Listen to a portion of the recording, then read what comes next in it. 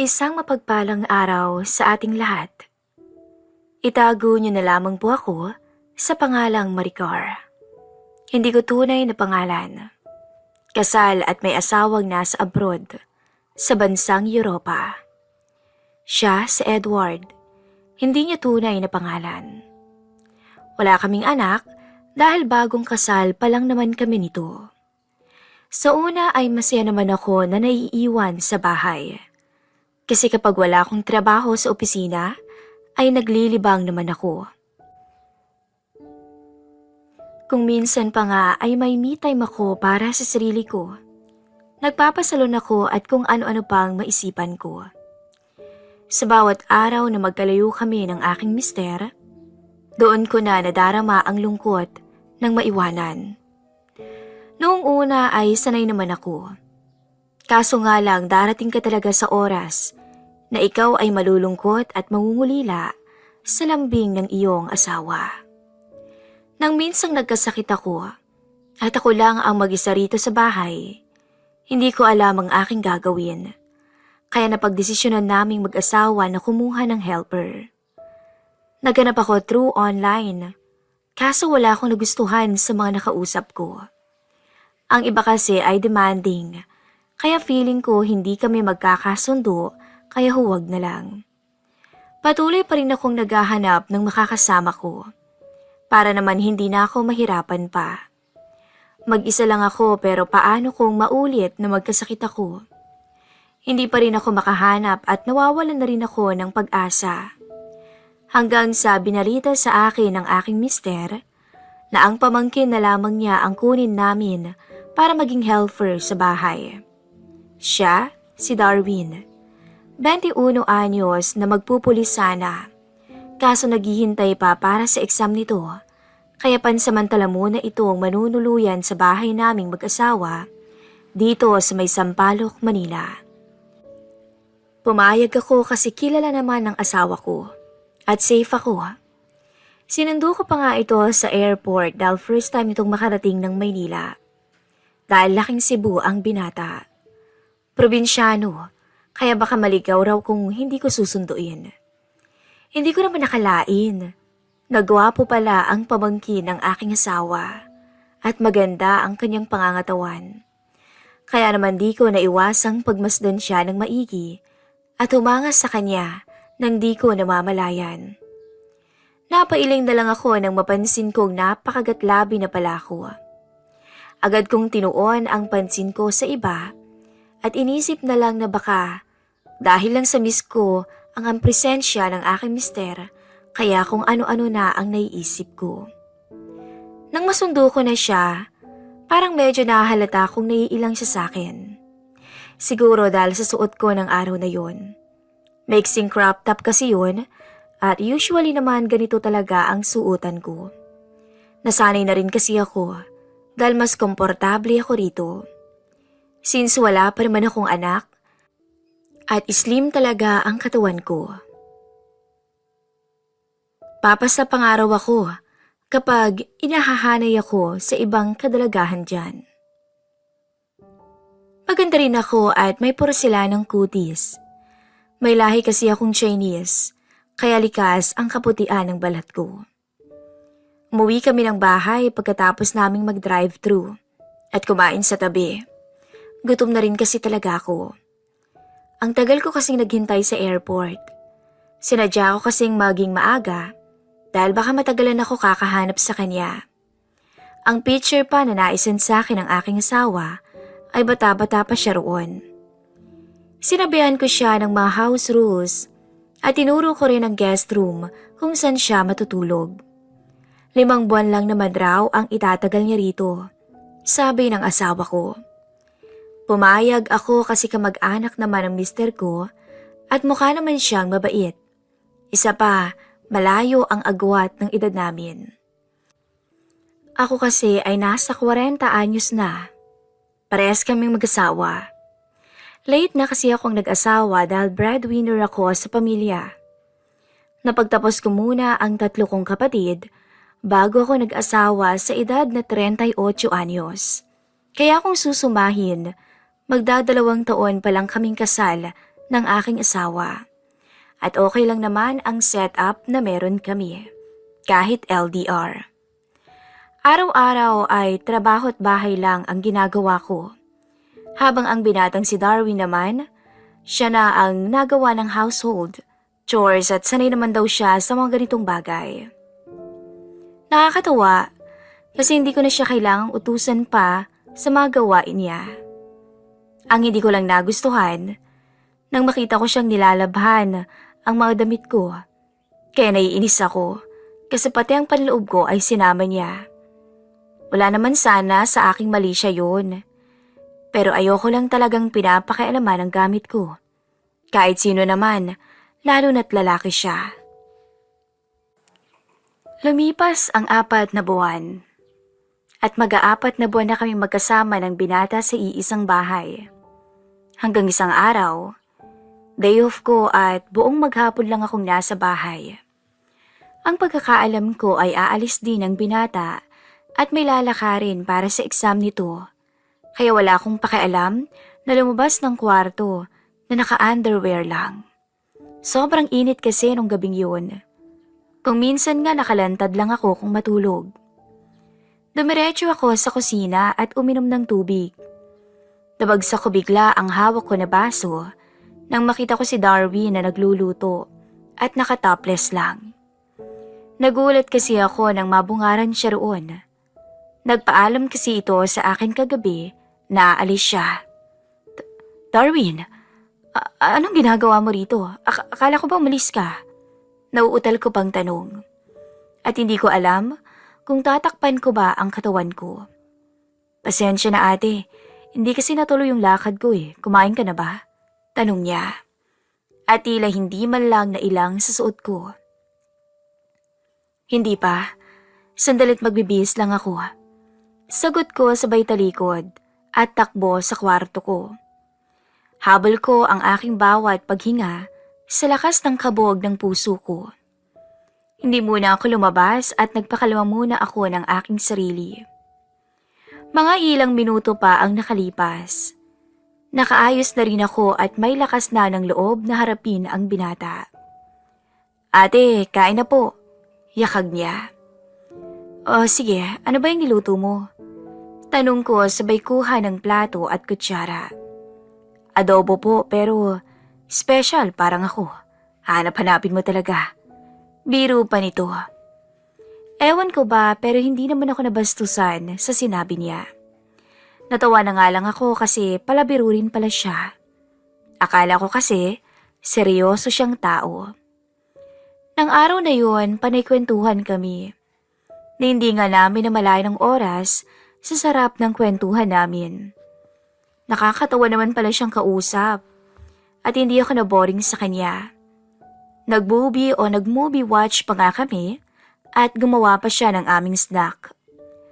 Habang nagtatagal ang pinapanood namin, tila nag-iiba bigla ang pakiramdam ko.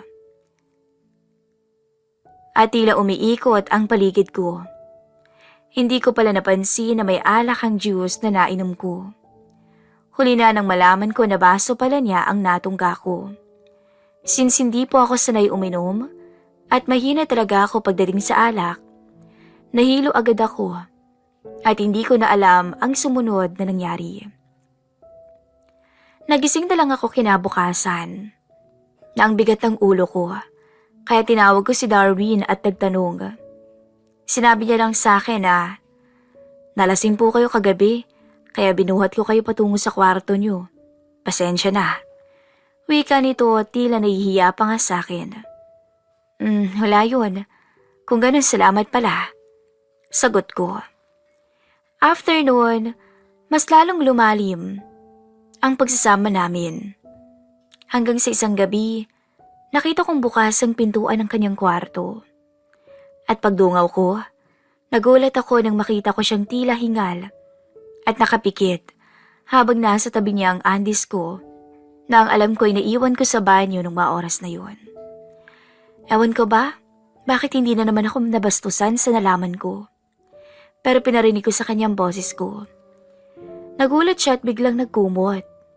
Pero ako naman ay tuluyang lumapit sa kanya at inalis agad ang kumot niya.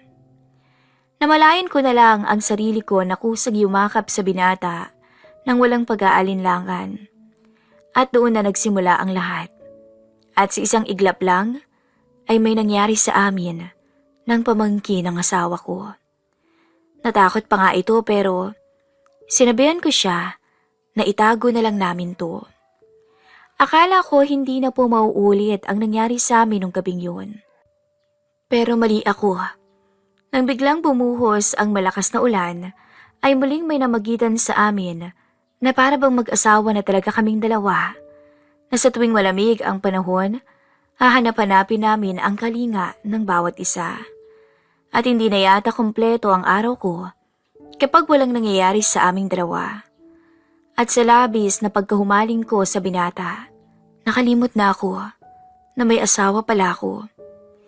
Lumipas ang panahon, hindi ko na malayan na pauwi na pala ang aking asawa. Nang dumating na nga ang aking mister, imbis na sabik ako sa kanya, ay para akong natabangan. Lalo kong hinanap si Darwin. Ibang-iba siya sa mister ko. Hindi ako makatulog ng gabing yun, kaya nagawa kong pumuslit ng 10 oras ng gabi sa aking mister at nagtungo ako sa kwarto ni Darwin. Nagulat pa nga ito at natakot. Pero nang di kalaunan ay pumayag na rin siya. Sinabi ko na lang na huwag siyang maingay at baka mahuli kami ng aking asawa. Naging ganon ang setup naming tatlo sa iisang bahay. Minsan nga napapansin ko na parang nagsiselos na si Darwin sa mister ko. At dumating sa puntong pinapapili na nga niya ako. Han, ganito na lang ba tayo lagi? Ayoko na ng ganito. Ani niya. Ano bang ibig mo sabihin? Tanong ko. Ganito, nagtatago, nagpipigil, kahit gusto kong yakapin ka. Hindi pwede, baka mahuli tayo ni Tito. Wika niya. At ramdam ko ang lungkot sa mga mata niya. Naiintindihan mo naman ang sitwasyon natin, di ba? Hayaan mo. Babalik rin naman ang mister ko abroad. Kaunting tiis na lang. Ani ko. Nilalambing ko na lang siya para mawala ang tampo niya sa akin. Naging asawa ko ng 2 lalaki sa iisang bahay. Ganon na kasi ang takbo ng isipan ko. Hindi ko man ginusto, pero nangyari talaga. Akala ko nga hindi na matatapos ang lahat sa amin ni Darwin. Nang makapasa ito ng board exam at kailangan na niyang bumalik ng Cebu. Sobrang lungkot ko noon, pero hindi ko pinahalata sa aking asawa. Hanggang sa dumating ang kinakatakutan kong mangyari, na malaman ng aking asawa ang totoo. Hindi nga lang niya alam na pamangkin niya ang naging kalaguyo ko. Nabuntis kasi ako. At nung una ay masayang-masaya siya. Pero nang malaman niyang magta3 buwan na ang pinagbubuntis ko, nagtaka siya at nagalit. Gayong wala pang 2 buwan siyang nag-stay sa bahay. Inaway niya ako at muntikan niya na akong saktan. Pinilit niya akong paaminin kung sino ang kalaguyo ko pero hindi ko sinabi. Wala akong planong ipaalam sa kanya. Sinabi ko na lang na kung hindi na kami magkakaayos pa, ay ayos lang na maghiwalay na kaming 2. Hindi siya pumayag, pero umalis siya ng bansa. Sobrang lungkot ko dahil pakiramdam ko mag-isa na lang ako. Hanggang sa isang araw, tumawag si Darwin at nakikipagkita sa akin sa labas. Pumunta ako para makita siya dahil aminado naman ako na namimiss ko na rin to. Walang araw yata na hindi ko siya na-miss ng sobra-sobra. Niyakap ko siya nang magkita kami at umantong kami sa malamig na kwarto. Maingat siya dahil nga nalaman niyang nagdadalang tao ako at hindi nga lang niya alam kung sino ang ama ng batang dinadala ko. Pagkatapos ng may namagitan sa amin, nag-iusap kaming 2 ng masinsinan. Congrats, ani niya. Biglang kumunot ang aking noo sa sinabi niya. Para saan? Hindi mo ba alam na sa'yo ang batang dinadala ko? Ilang minuto siyang natahimik. Sa akin? Paano? Hindi ba't nariyan si Tito? Tanong niya. Oo, pero base sa ultrasound, magta3 buwan na akong nagdadalang tao. Kaya sure akong hindi ito sa mister ko, kundi sa'yo. Sagot ko. Bigla siyang natahimik at nagulat ako sa sinagot niya. Hindi mo itutuloy yan. Wala naman sa usapan nating dalawa na magbuntis ka. Sagot niya. Para akong binuhusan ng malamig na tubig sa sinabi niya. Hindi ako makapaniwala na kaya niyang sabihin to sa harapan ko. Agad ako nagbihis at nilayasan ko siya. Umuwi ako ng bahay na lugmok. Ilang araw na rin, buhat nang umalis ang aking mister, ngunit hindi pa rin to nagpaparamdam sa akin. Sobra akong na-stress sa nangyari sa akin. Sising-sisi ako sa mga nagawa kong kasalanan sa aking asawa. Kung may babalik ko nga lang ang mga panahon, sana hindi ako pumatol sa pamangkin niya. Ngayon, mag-isa kong hinaharap ang problema ko na ako rin naman ang may kagagawan. Lumipas ang 9 na buwan, nanganak ako. Hindi na rin nagparamdam pa sa akin ang aking asawa. Hindi ko naman siya masisisi kung bakit galit siya sa akin. Nag-stop akong mag-work at nag-work from home na lang ako bilang BA. Todo trabaho ako para sa baby ko. Hindi ko na ginagalaw ang perang pinapadala ng asawa ko sa account ko. Pakiramdam ko kasi wala na akong karapatan sa pera niya. At isa pa, malaki na rin naman ang kita ko bilang virtual assistant. Kasama ko pa ang aking anak. Wala na rin akong balita sa ama ng aking anak.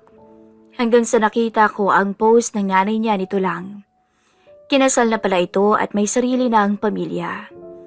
Kung may maganda mang nangyari sa buhay ko, ayun ang nagka-baby ako. Naakala ko ay wala ng pag-asa pa dahil sa edad ko. Sa ngayon, patuloy kong tinataguyod ang future ng aking anak ng mag-isa. Nadapa man ako, patuloy akong babangon para sa aking mahal na anak. Sana'y nagsilbing aral o leksyon ang nangyari sa buhay ko at huwag nang pamarisan pa.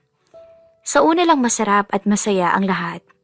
Pero di kalaunan ay malalaman mo na hindi pala dapat ginagawang laro ang pag-aasawa. Sa nangyari sa buhay ko, natuto na ako. Hindi palaging kailangan mong makipaglaro sa apoy. Kapag malungkot ako, hetong anak ko at pinagmamasdan ko lang at napapawi naman ang lahat. Pero umaasa pa rin naman akong darating ang araw na magkakapatawaran kami ng aking asawa. At sa tatay ng anak ko, masaya ako na may sarili na siyang pamilya. Tama lang naman ang ginawa niya. Kasi kung paninindigan niya ang anak namin, malamang puro gulo at iskandalo ang buhay namin. At alam ko namang hindi katanggap-tanggap sa lipunan ang kasalanang nagawa ko. Hanggang dito na lamang po, nagmamahal, Maricar.